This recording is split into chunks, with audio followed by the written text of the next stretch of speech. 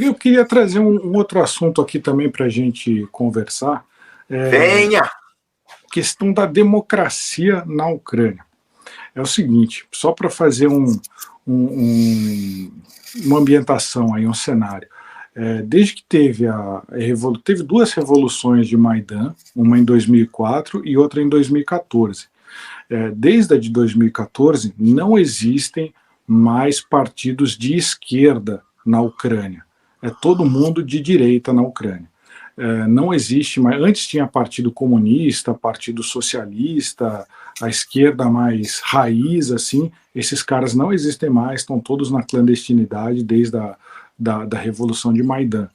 E aí a Revolução de Maidan, para quem não acompanhou esse assunto, foi a que tirou um presidente pró-Rússia e colocou um presidente pró-Ocidente na Ucrânia. Os críticos da Revolução dizem que ela foi fomentada pelos Estados Unidos e seus aliados, e os apoiadores dizem que ela foi uma revolução democrática porque a Ucrânia não queria mais ser um fantoche da Rússia. Não estou discutindo isso, o que foi a Revolução de Maidan, mas queria discutir a democracia na Ucrânia neste momento. Porque uma das coisas que, principalmente, tenho conversado aqui bastante com a imprensa internacional e com a imprensa americana, né, tem grandes veículos aqui, e o pessoal diz o seguinte, é claro que a guerra tem muitos fatores, mas um dos fatores que o presidente Vladimir Putin, que incomodam o presidente Vladimir Putin, é você ter um país democrático ali na fronteira dele.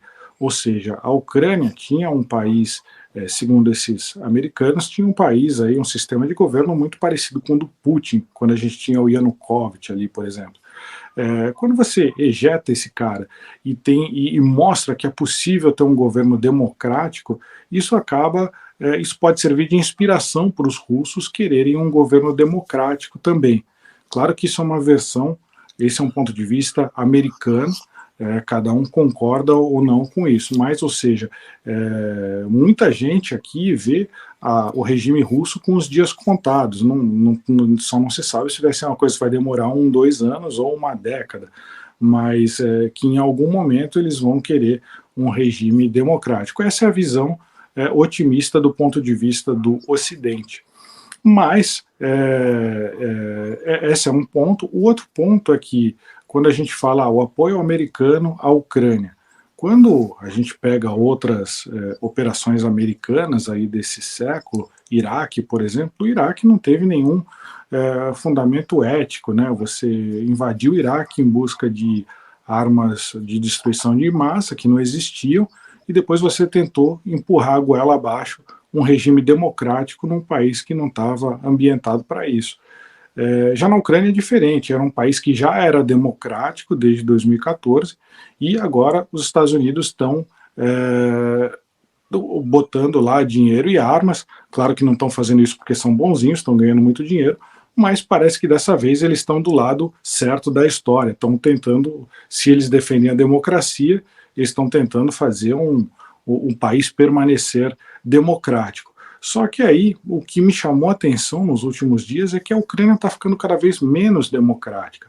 Nessa semana, está sendo votada uma lei que vai possibilitar a censura da imprensa, se ela for aprovada. Então, os jornalistas aqui estão em polvorosa. São 2 artigos aí que, primeiro, criavam um órgão controlador aí das frequências de rádio e TV, mas na prática agora eles vão deliberar o que pode ser noticiado e o que não pode ser noticiado. Não aconteceu ainda, está em discussão, mas se isso acontecer, a gente lembra que a lei marcial também foi prorrogada essa semana, e por mais 3 meses, e a lei marcial baniu a operação de partidos contrários ao governo, partidos que eram pró-Rússia. Não tem mais esses partidos, agora operam na clandestinidade.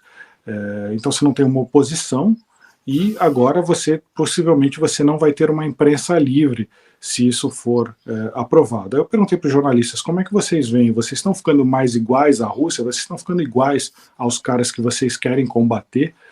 Eles falaram, não, mas a gente vai ter eleição em 2024, a Rússia é o Putin lá há 20 anos. A gente, se o povo não quiser, ele vai tirar ele. Eu falei, mas e aí? Até 2024, vocês ficam com censura na imprensa, eles falaram, é perigoso pra caramba, a gente está, de fato, a democracia aqui está um pouco perigando, mas ela não vai morrer, ela vai voltar com mais força quando a guerra acabar. Esse é o discurso aqui. Mas eu vejo com certo temor essa história de os fins justificam os meios. Porque a gente está em guerra, vamos acabar com a democracia e vamos ser meio que um sistema igual ao do Putin, só que com o Zelensky no poder. Assim. Não é isso, está muito longe de ser isso, pelo amor de Deus, mas talvez aí alguns pilares da democracia acabem sendo abalados por causa da guerra. Né? Eu queria saber a opinião de você.